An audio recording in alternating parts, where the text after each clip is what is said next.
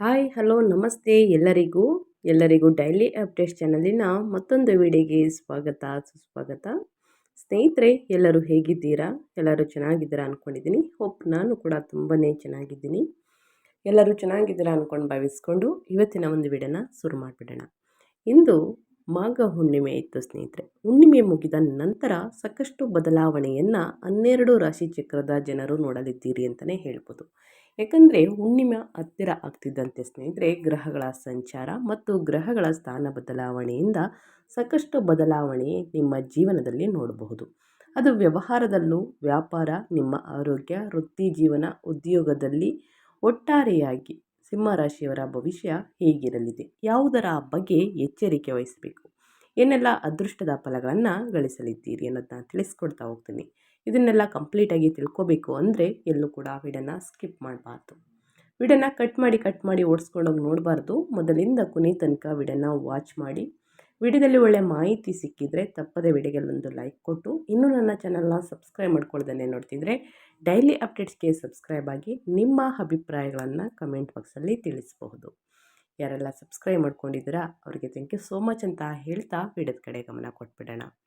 February 1ರಿಂದ ಸ್ನೇಹಿತರೆ, ಹುಣ್ಣಿಮೆ ಮುಗಿದ ನಂತರ ಸಿಂಹರಾಶಿಯವರಿಗೆ ವಿಶಿಷ್ಟ ತಿಂಗಳು ಅಂತಲೇ ಹೇಳ್ಬೋದು. ಒಂದು ಕಡೆ 11ನೇ ಮನೆಯಲ್ಲಿರುವ ಗುರು ಅತ್ಯುತ್ತಮ ಆರ್ಥಿಕ ಲಾಭವನ್ನು ನೀಡಲಿದ್ದಾರೆ.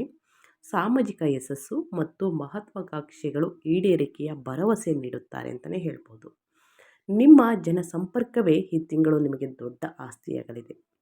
ಮತ್ತೊಂದೆಡೆ ನಿಮ್ಮ 7ನೇ ಮನೆಯಲ್ಲಿರುವಂತಹ ಕುಂಭರಾಶಿಯಲ್ಲಿ ಗ್ರಹಗಳು ದೊಡ್ಡ ಸಗಾಮಗವೇ ನಡೆಯಲಿದೆ ಸ್ನೇಹಿತರೆ.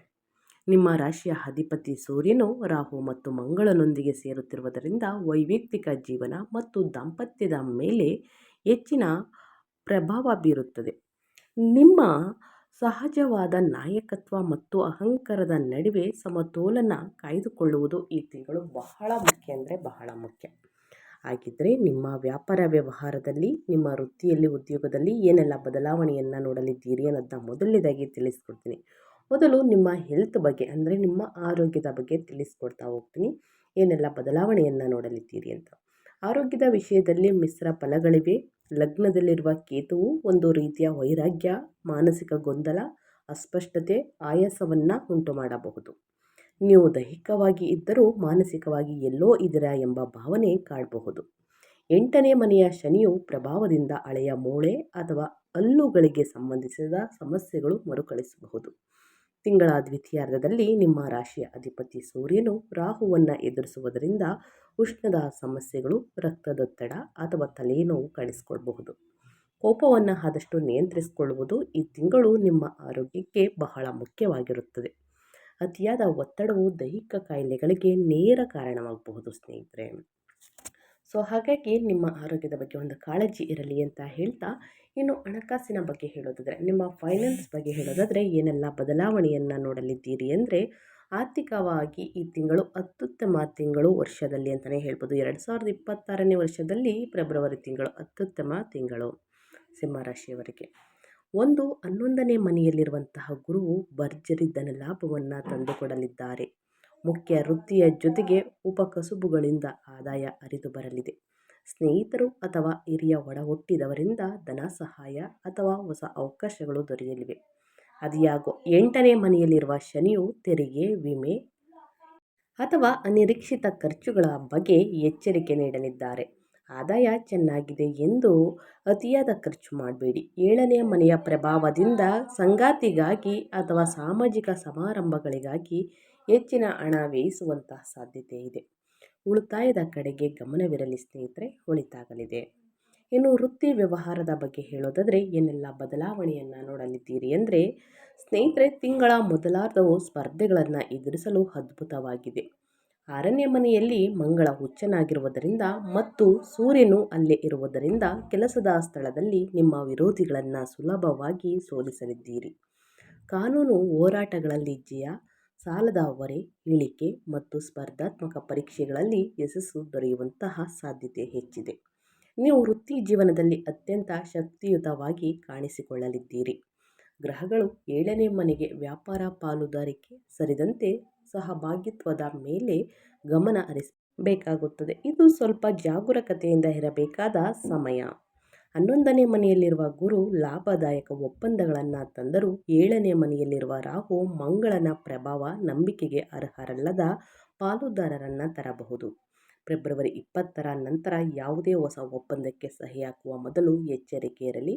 1 ಅಥವಾ 2-3 ಬಾರಿ ಯೋಚಿಸಿ ನಿರ್ಧಾರಗಳನ್ನು ತೆಗೆದುಕೊಂಡು ಸಹಿಯನ್ನು ಹಾಕುವುದು ಉತ್ತಮ. ಇನ್ನು ಕುಟುಂಬ ಮತ್ತು ಸಂಬಂಧಗಳ ಬಗ್ಗೆ ಹೇಳೋದಾದರೆ, ಸಪ್ತಮ ಭಾವವು ಗ್ರಹಗಳ ದಾಳಿಗೆ ಒಳಗಾಗದಂತೆ ಅವಿವಾಹಿತರಿಗೆ ಹಠಾತ್ ಪ್ರೇಮ ಸಂಬಂಧಗಳು ಏರ್ಪಡಬಹುದು. ಆದರೆ ಇದು ಸ್ವಲ್ಪ ಅಸ್ಥಿರವಾಗಿರುವ ಸಾಧ್ಯತೆ ಇದೆ. ನೀವು ವಿಭಿನ್ನ ಹಿನ್ನೆಲೆಯ ವ್ಯಕ್ತಿಗಳ ಕಡೆಗೆ ಆಕರ್ಷಿತರಾಗಬಹುದು. ವಿವಾಹಿತರಿಗೆ ಇದು ಪರೀಕ್ಷೆಯ ಸಮಯ. ಸೂರ್ಯ, ಮಂಗಳ, ರಾಹು ಗೊಂದಲಕ್ಕೆ ಈಡು ಮಾಡಬಹುದು. ಒಂದೇ ಮನೆಯಲ್ಲಿ ಇರುವುದರಿಂದ ಸ್ಫೋಟಕ ವಾದ ವಿವಾದಗಳು ನಡೆಯಬಹುದು. ಸಂಗಾತಿಯು ಬಂಡಾಯವಿದ್ದಂತೆ ಅಥವಾ ಹೆಚ್ಚಿನ ಸ್ವಾತಂತ್ರ್ಯ ಬಯಸಿದಂತೆ ಅನಿಸಬಹುದು. ಸಿಂಹರಾಶಿಯವರಾದ ನೀವು ನಿಮ್ಮ ಹೆಮ್ಮೆಯನ್ನು ಬದಿಗಿಟ್ಟು ಶಾಂತವಾಗಿರುವುದು ಮುಖ್ಯ. ಗುರುವು 7ನೇ ಮನೆಯನ್ನು ನೋಡುವುದರಿಂದ ನೀವು ವಿವೇಚನೆಯಿಂದ ವರ್ತಿಸಿದರೆ ಸಮಸ್ಯೆಗಳು ಬಗೆಹರಿಯುತ್ತವೆ ಸ್ನೇಹಿತರೆ.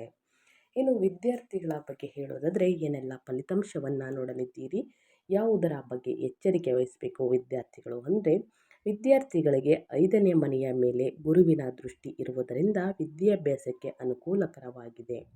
ನಿಮ್ಮ ಬುದ್ಧಿಶಕ್ತಿ ಚುರುಕಾಗಿರುವುದರಿಂದ ಮತ್ತು ಹೊಸ ವಿಷಯಗಳನ್ನು ಕಲಿಯಲು ಆಸಕ್ತಿಯನ್ನು ತೋರಲಿದ್ದೀರಿ. ಆದರೆ ಸಾಮಾಜಿಕ ವಲಯ ಮತ್ತು ಸ್ನೇಹ ಬಳಗವು ನಿಮ್ಮನ್ನು ಓದಿನಿಂದ ದೂರ ತಳ್ಳಬಹುದು. ಕಚೇರಿ ಅಥವಾ ಕಾಲೇಜು ಕಾರ್ಯಕ್ರಮಗಳಲ್ಲಿ ಅತಿಯಾಗಿ ತೊಡಗಿಸಿಕೊಳ್ಳುವುದರಿಂದ ಅಧ್ಯಯನದ ಮೇಲೆ ಪರಿಣಾಮ ಬೀರಬಹುದು. ಲಗ್ನದ ಕೇತುವು ನಿಮ್ಮ ಗುರಿಯ ಬಗ್ಗೆ ಆಗಾಗ ಗೊಂದಲ ಮೂಡಿಸಬಹುದು. ನಿಯಮಿತ ವೇಳಾಪಟ್ಟಿಯನ್ನು ಅನುಸರಿಸುವುದು ನಿಮ್ಮ ಯಶಸ್ಸಿನ ಗುಟ್ಟು ಅಂತಲೇ ಹೇಳಬಹುದು. ಹಾಗಾಗಿ ಸ್ನೇಹಿತರೆ, ಶಿಕ್ಷಣದಲ್ಲಿ ಗಮನವಿರಲಿ.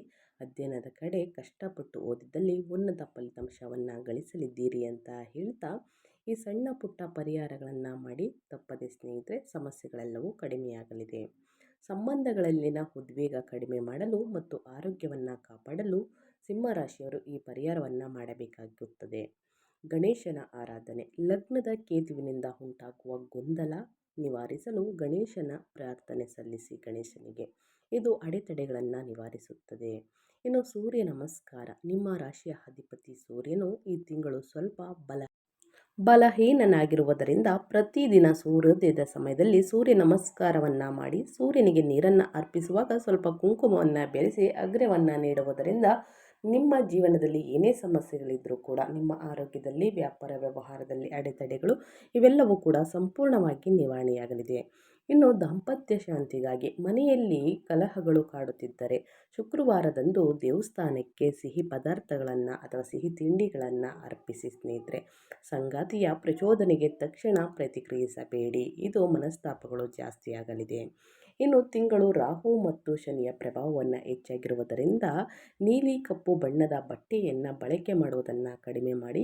ಮುಖ್ಯ ವಸ್ತುಗಳಿಗೆ ಹೋಗುವಾಗ ಸ್ನೇಹಿತರೆ ಅಥವಾ ಮುಖ್ಯ ಕೆಲಸಗಳಿಗೆ ಹೋಗುವಾಗ ನೀಲಿ ಅಥವಾ ಕಪ್ಪು ಬಣ್ಣದ ಬಟ್ಟೆಗಳನ್ನು ಧರಿಸಬೇಡಿ.